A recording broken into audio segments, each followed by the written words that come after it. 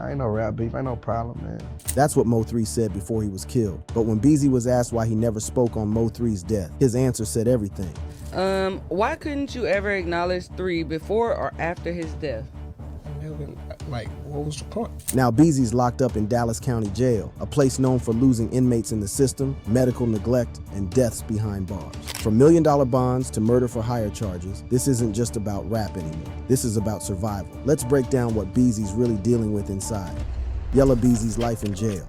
Yella Beezy got booked into Dallas County Jail on Thursday, March 20th, 2025. Time stamped at 3:51 p.m. The video dropped the next day. It showed Beezy walking into the intake, cuffed behind his back. No hoodie, no attitude, just a plain white t-shirt and a stiff walk. Officers around him weren't saying much. The clip was short, but it made noise online fast. And what made it louder? The name of that jail, Dallas County, a place where people have died waiting for help. A place where a man pulled a medical device out of his throat and died in custody just weeks ago. A place that's so overcrowded the county called it a crisis. In August 2023, 2 inmates died within days of each other. One was 66 years old, the other was 41. Both deaths happened just days apart. People started asking how that was even possible. Then in March 2025, another man died. He pulled a medical device out of his throat after being booked. The officers said he was left alone. That was enough to bring more questions about how inmates are being watched, or if anyone's really watching them at all. And that's not even the start. The jail has been overcrowded for years. In August 2023, even the officials called it a crisis. They started scrambling for ways to find more space or get inmates released early. The system was buckling. Then there's the force. In August 2024, a man sued the jail after an officer slammed him to the floor. The officer got fired, not for the slam, but for lying about it. That's what finally got him out. Not the act, the cover-up. And this isn't new. Even back in 1977, reports said the jail had bad supervision. Guards were missing. Contraband was getting in. Inmates were getting hurt. That was decades ago. But the same patterns keep popping up. Maybe that's why Beezy was so desperate to get out of there. His lawyers wasted no time requesting bond, but it came with a heavy price, $2 million.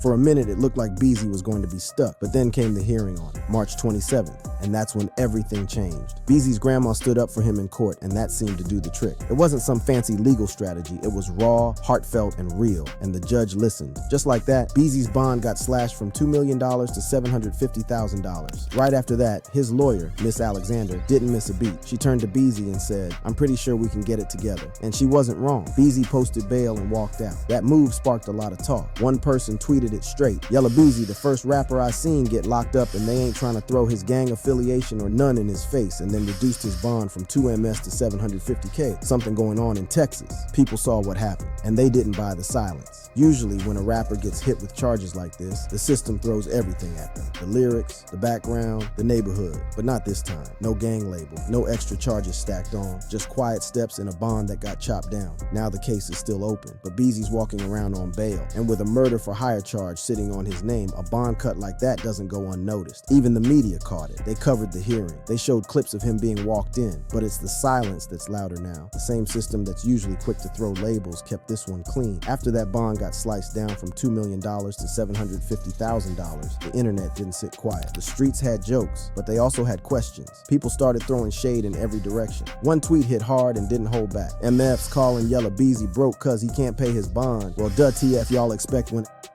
paying for more hits on the street than he has paid for in the studio? He continued to relate it to him allegedly paying a hitman to murder M03. His paid to have Mo3 popped when he was better off paying his for a feature. That tweet wasn't just trolling. That was a straight up accusation, and it echoed what a lot of people have been whispering, that Beezy spent more money on street business than music. Maybe this whole thing was never about staying in the booth. So now you've got Yella Beezy out on bond, walking free while his name is tied to one of the biggest murder for hire cases Dallas has ever seen. But to really understand how deep this goes, you have to go back to that one day that changed everything. November 11th, 2020, murder of Mo3. Mo3 was driving on I-35 in Dallas when it happened. The video footage is out there now. In the clip, you see Mo3 stop his car in traffic. Then you see him run. He's running along the freeway with cars flying past, trying to get away. A man chases after him with a gun. Seconds later, Mo3 is shot and killed in broad daylight. People still question why he stopped, why he got out of the car. Some said his tire got shot out. Others believe he panicked after hearing gunshots. And then there were rumors that more than one car was following him that day. One post even said, they said dude was already shooting at him, and the killers had multiple cars on the highway that day. Somebody even said they shot Mo3 tire out. It wasn't random. It looked planned. The man police say pulled the trigger is Qwan Dontrell White. He's already locked up on a separate gun charge, doing 9 years on a federal sentence. But now he's also accused of killing Mo3. White recently did an interview from jail. He sat in his cell and said he didn't do it. He told the world he's innocent. He claimed they got the wrong man. But investigators are telling a different story. They say they pulled Conway's bank records, Yella Beezy's real name, and saw he withdrew $40,000 just days after Mo3 was killed. They're saying that money was used to pay for the hit. The evidence didn't stop there. They also found a trail of phone calls. Records show Beezy and White were talking non-stop the day before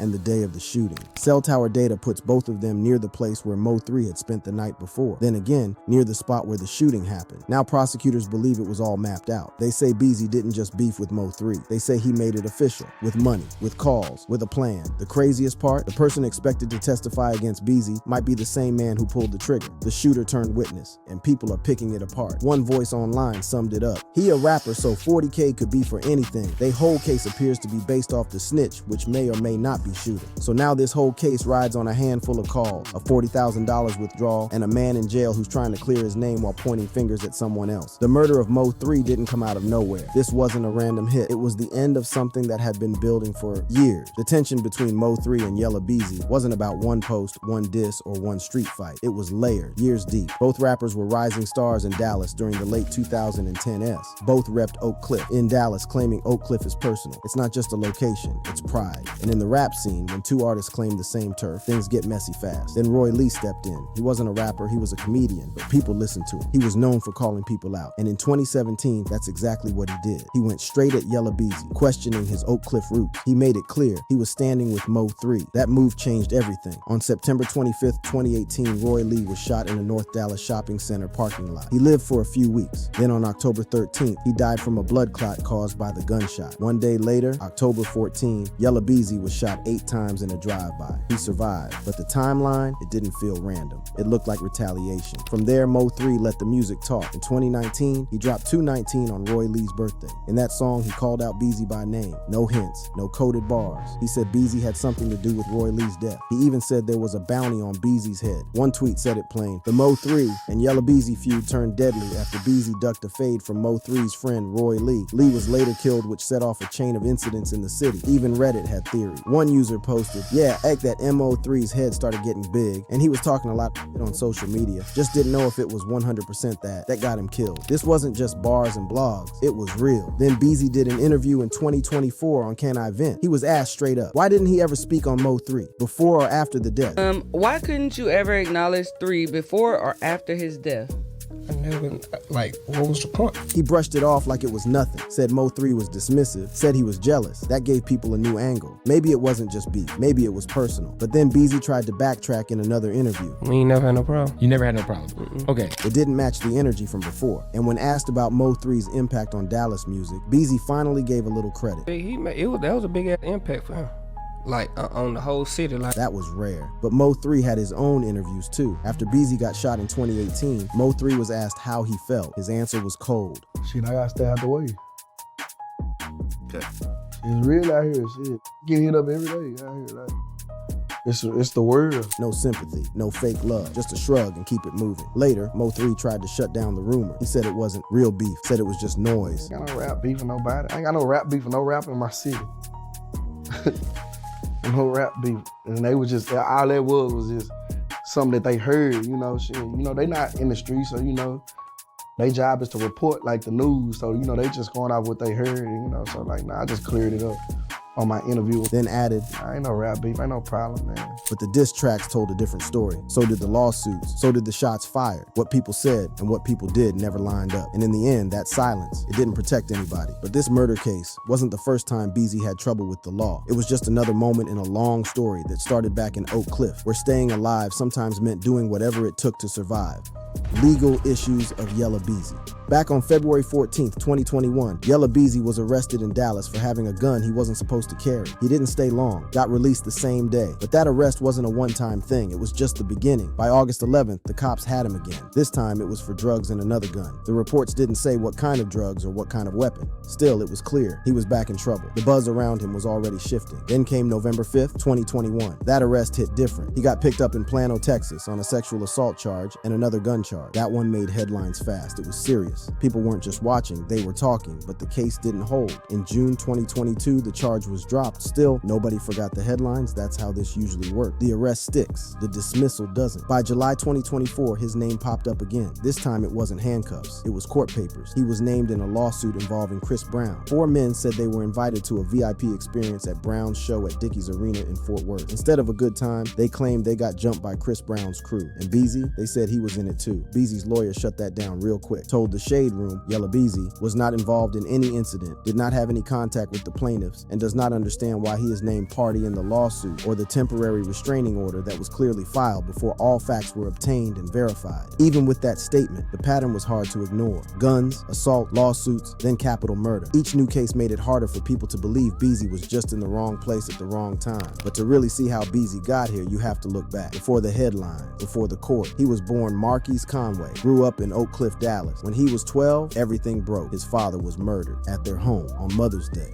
That moment hit hard. That kind of loss doesn't just fade. It rewrites your whole life. He played sports, football, basketball, dreamed of going pro, but life had other plans. As a teenager, he joined the Crips, started selling drugs to help at home. That wasn't for clout, that was survival. He went to Lancaster High School and graduated, but music was already pulling him in. He started writing at 13, inspired by Boozy Badass and Kevin Gate. At 14, he dropped his first mixtape, Mash Mode Overload. 2 years later came Lil Yella Mane. Then in 2015, he got real buzz. The song was Trappin' Designer off Broke Knight's Rich Days. By 2017, he dropped Lightwork Vol 2, and that's when it happened. That's On Me took off. It hit number 56 on the Billboard Hot 100. That track changed everything. That's what got him signed. L.A. Reid's label Hitco brought him in, and Chris Turner made the deal happen. After Lightwork Vol 2 and That's On Me, Beezy didn't slow down. In 2018, he dropped Ain't No Going Back. The title said it all. He wasn't looking back. The music was harder. The message was louder. That same project became the focus of a new documentary called Ain't No Going Back, Yella Beezy documentary. It was a 5-part series directed by Ryan Snyder. XXL premiered it, and in episode 2, Beezy walked straight back into Dallas. No industry fluff, just real talk about where it all started. In the doc, Beezy looks right at the camera and says, "The music was secondary. I was good at sport." He wasn't just saying that, he meant it. "I was really good at football and basketball, especially football. I really wanted to go pro at football." But the dream didn't stick. At 13, he started making music. Not for fun, for real. But as far as actually getting my first big shot at it, it wasn't until I was 26, and I have been grinding since I was 13. That's 13 years of working without a break. Even while dropping tapes, Dallas radio wasn't playing him. The support wasn't there. It got frustrating. His mom saw it. She told the camera, "I think Beezy got frustrated because it wasn't going as fast as he wanted to do. And I used to always tell him, don't give up. You got this, you got this. Keep going." Then came Trappin' Designer in 2015. That song didn't need a label. It didn't need radio. It needed the streets. And Dallas gave it just that. Beezy explains why that song hit different in his city. In Dallas, it's fashion. City, he says. The girls want the who are dressing fly. Feel like if he ain't wearing this or if he ain't wearing that, he ain't got no money. It's like a big fashion show. He wasn't exaggerating. He kept it honest. They're really hustling out of lofts and condos and big houses. Every day you step out, you gotta be looking presentable. Ain't no basketball shorts, none of that. Be coming out in designer just to go to the store. It's the first song that took off, and we were really just living what we were talking about. Even DJ Chaotic from 97.9. The beat had to admit he missed it at first. He told XXL, "I got on the horn to call Yella Beezy. Yo, I've been slipping, but I'm not slipping no more. Whatever you need, I got y'all." From that day forth, I saw Yella everywhere I went. Beezy didn't forget what Trappin' Designer meant to his story. I'ma put it like this. If I was from Atlanta, Trappin' Designer would have been a That's On Me of that time period, he said. Me being in another market, it would have blew me bigger than what I was coming from Dallas. The doc also brought in his family, his mom, his manager, and his grandma. They weren't side characters. They were part of the build. They saw every step, every slow year, every small win. That same year, 2018, Beezy hit a milestone that few from Dallas can claim. He opened for Jay-Z and Beyonce on the On the Run 2 tour in both Dallas and Houston. That's not local love. That's top-level exposure. Then 2019 came with Bachin' Beezy, his first mixtape under Hitco. That project had Back at It Again with Quavo and Gucci Mane. It had Restroom Occupied with Chris Brown Brown. He even showed up on Ruby Rose's hit Yo Dance with NLE Choppa. His name was getting everywhere. While Yella Beezy's rise was all over the charts, his current reality is locked behind bars in Dallas County Jail. He's sitting there right now, held on capital murder charges for the killing of Mo 3. This isn't just any murder case either. The state of Texas is labeling it murder for hire. That alone changes everything. Dallas attorney Larry Taylor broke it down on Real Life Street Stars. He didn't sugarcoat anything. He talked about the case, the legal weight, and how this kind of charge can crush a career. Beezy had big plans for 2025. A full album was coming, executive produced by Lil Wayne. That project was supposed to be his reset. Instead, he's now part of a case that looks more like a RICO setup than a rap beef. Larry didn't pull punches. He said, I'm not a forensic expert, but the video, you can almost make a similar comparison. Right. As far as body type, skin color, and knowing black people like we know black people, right? He's talking about the video evidence and how people are identifying suspects based on what they see, not what they know for sure. But then he dropped the real part. The police don't usually have much when it comes to murder for hire cases, not at first. What they do have are jail calls. Larry said it plain. When police start listening to those calls, they piece it together. Not always from one person. Sometimes it's two people talking halfway around the truth. The state listens, connects the dots, and builds a full story. And then came the big one. Larry said if you got multiple people involved, if money moved, especially through Cash App or PayPal, now you're not just looking at local charges, you're in federal territory. He explained that once interstate systems are used, like online payments, the feds can step in. He confirmed Beezy is charged with capital murder. That's the top. That's life in prison with no parole, or worse, death row. Larry talked about bond too. At first, Beezy had no bond, but his team pushed. They argued that under the Constitution, everyone has the right to a bond unless there's a strong reason not to. The state called him a flight risk. They said he was a danger to the community. Still, the judge set a bond. If Beezy makes it out, Larry said he'll be on house arrest, most likely with a monitor. And if he violates anything just once, he's going back in. No second chances. When asked if this kind of charge hits your money, Larry didn't blink. He said most venues won't even insure you. No shows, no deals, sponsors back out fast. He said, no one is going to potentially write an underwriting policy for Yella Beezy to perform. So that's definitely going to hurt him. There's also the Rainwater situation. That's Mo 3's former manager. Beezy lost a case against him not long ago. Rainwater said Beezy ran down on him and beat him. Larry admitted it could be used in court, not as proof of murder, but to show a history of violence. Larry also broke down how this could turn into something bigger if people involved start talking. If one person drops part of the story and someone else drops another piece, that's enough for law enforcement to build a full picture. Then the question came up, what if Beezy acted out of fear? Larry said Beezy had already been shot before. No arrests were made. And Mo 3 released a song after basically saying, I missed this time, but I won't next time. That's a motive for self-defense. That could be Beezy's angle in court, but the DA waited 5 years. Larry said that shows they were building carefully, not rushing. He said, they were gonna make sure that they did, their investigators did their work, and they had something solid. And now that the case is live, Larry said Beezy has to move smart. Sit down with your legal team, sit down with your investigators, and start planning your defense. This isn't just a murder trial, it's a full takedown. Larry even said if money moved across state lines, the feds could hit them all with conspiracy or even RICO charges. And let's not forget Banzo, he's allegedly the star witness. Larry said he was probably the middleman, the one who connected Beezy to the shooter. That puts him right in the center. But now Banzo's saying he didn't do the shooting. This kind of charge spreads. The more people involved, the more chances for someone to flip. The state isn't just after one person, they're after everyone who had a hand in it. And all of this, every charge, every witness, every dollar tracked, it's going to hit Beezy's career hard. Labels don't want to touch a murder for hire case. Shows don't get booked. Insurance policies don't get written. Sponsors disappear. He was executive produced by Lil Wayne. That was his comeback. But now, instead of a release party, he's got a court date. All of it brings us right back to where this current chapter started. That footage. The one where Beezy walks into Dallas County Jail at 3:51 p.m. on March 20th. Quiet, cuffed, surrounded by officers. That clip didn't show chaos, but now we know what was behind it. Thank you for watching this video. If you liked it, check out the suggested content on your screen by clicking one of the cards displayed.